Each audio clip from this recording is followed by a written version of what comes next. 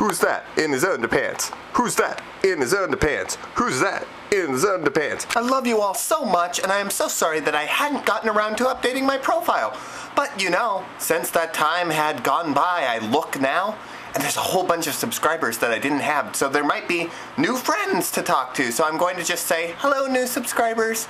Hello, even though you probably subscribed because of that Metroid is sexist video, which has nothing to do with the majority of the other videos I make, which is really depressing because so many people just seem to subscribe from that video, immediately see that I'm doing vlogs, and it's like they go completely inactive, and it's like, oh, that's sad. Because I've always had this image that, like, if you're subscribing, or at least I've always done this, when I subscribe to somebody, I start talking to them and being free and fluttery. But you know, you don't have to be free and fluttery, trust me, that's a load of bullshit, but I like doing that anyways. Because being free and fluttery is what we do. It's something that becomes naturally. So anyways, I saw the Tron Legacy preview at Disney's Electronica, which is taking place in the Disney parks in California, Disney's California Adventure, most specifically.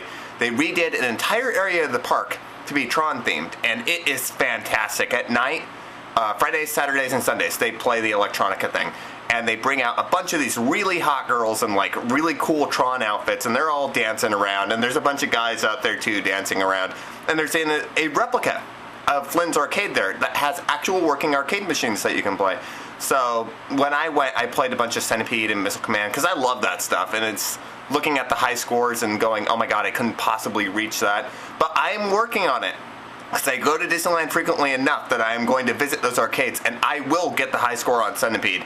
It may be beaten in about 1 or 2 days, but I will get the high score, I swear it. Because I want to be the champion of Flynn's arcade. I want to go in there and just be like a complete badass. But regardless of that, that's not what's important here. What's important is that they showed a 10-minute 3D preview of Tron Legacy at Disneyland, and I've got to say, I'm not sure whether to say that I was unimpressed or that I was impressed, or pretty much this gave me the impression that I always got from the trailers, which is I'm looking forward to it on a visual level. This is probably going to be something along the lines of Avatar, where you go see it in 3D and it looks cool and it's worth the price of the ticket to, you know, see the visuals. But I just have this strange feeling that this is a cash-in. This was something that the Walt Disney Corporation went, you know what? People really dig this Tron thing from the 80s. Let's test the waters at Comic-Con, see if they're really into it. And if we get a strong reaction, we'll make a movie out of it, which is actually what they did. They did the directors of the film went to Disney and said, listen, before you cancel our project, let's make a fan trailer. Let's get Jeff Bridges in the trailer and everything, and let's show it at Comic-Con, and let's see what the fan reaction is. And history says the fan reaction was absolutely incredible. People were freaking out, cheering, wow! Tron, yes, yes. And people having orgasms and like the seats and everything, which is, it's really disgusting. People shouldn't do that, but they're going to do it to this film anyways. It's like a porno theater. You better watch it. This movie's probably going to be rated PG, but don't take your kids because there's going to be a bunch of geeks in there, and as all people know, geeks who run into 1980s nostalgia that's treated at least fairly well, they geek out. Like, look at me with J.J. Abrams' Star Trek, which is more 1960s nostalgia, but, you know, when I saw that movie, I was, like, absolutely geeking out, and I'm sure everybody else in the theater was like, what the hell is that kid's problem? Like, the very moment the Enterprise took off, I was, like, in little geek heaven with, like, little tears running down my cheeks. But that's me, because I'm a real freaking weirdo. Now, as far as Tron Legacy is concerned, what I got from the clips, the acting is incredibly wooden. And this is something that I have been really worried about ever since I heard that this project was announced. Because one of the things with the original Tron is that it's a fun movie. It really is a fun, visually inventive movie. The premise is interesting, the writing and the acting, not so much. Part of what makes Tron what it is actually that sort of niche appeal, that sort of campy feeling to it. I think it's what makes it appeal to me anyways. It has this fun Buck Rogers feeling to it. It's like, it's not about the characters, it's not about, you know, the interactions between the different programs and everything. What makes Tron cool is just that it's such a visually stimulating and imaginative film. And I think that's going to carry over into the new film. So if you like the original Tron and you put up with, like, you know, the lame performances in that, you're most likely going to be okay with the lame performances in this film as well. I'm just sitting here going, with all the money that was invested, all the time and all the effort, you could have at least gotten an actor who would react to his environment. You've got Flynn's son, who's all of a sudden taken into the virtual world that his father created or whatever. I'll be honest, my Tron history is not what it used to be. And so anyways, he's getting sucked into this virtual world that is like a completely new thing to him. And he's just reacting to it so nonchalantly, like, hey, where am I? What's his problem? Whoa, there's a giant spaceship thingy above me. Oh my god, a bunch of hot chicks are stripping me down and putting me in this weird Tron armor. Whatever.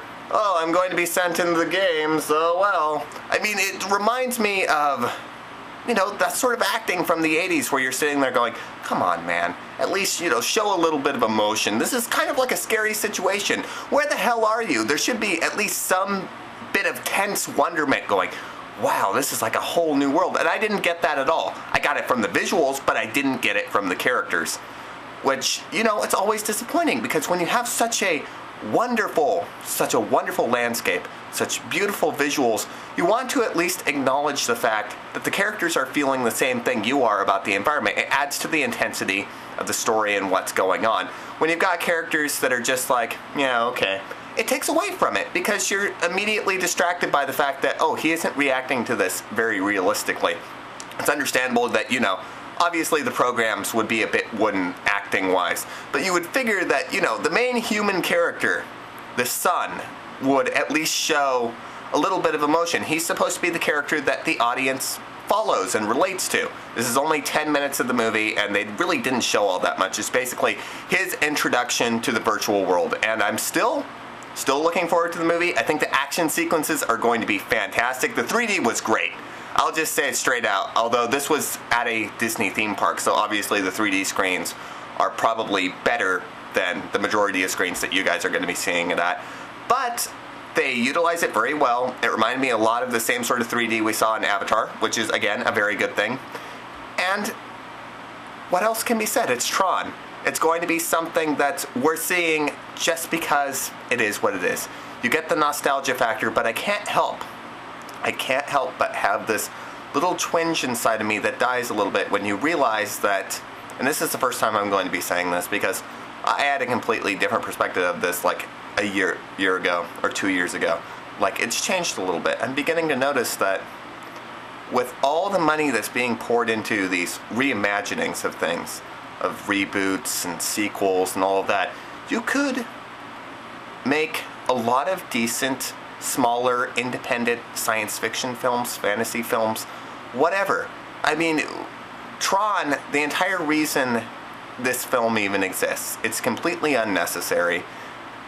The only reason it exists is to manipulate the fan base into buying a ticket. It's the name brand. It's the nostalgia. It's going to be a lot of people who grew up with the original film and want to experience that same feeling. Rather than create something unique and new for the audience, you're basically just cashing in. I'm really starting to stutter a little bit because, what can I say? I like my little nostalgia trip too. I loved the new Star Trek. And sometimes when you reboot something like Batman Begins or The Dark Knight, it works. Because that really, to me, felt like somebody... It was obviously a studio decision to reboot Batman, but they got somebody who really cared, Christopher Nolan, who's a filmmaking genius, and he knew what he was doing. And he created something that became just as important, if not more important, than a lot of the mythology that came before it. With Tron, will that happen with Tron? I doubt it. I very seriously doubt it, but, you know, keeping my fingers crossed, and I'm sure it's going to be a fun popcorn flick.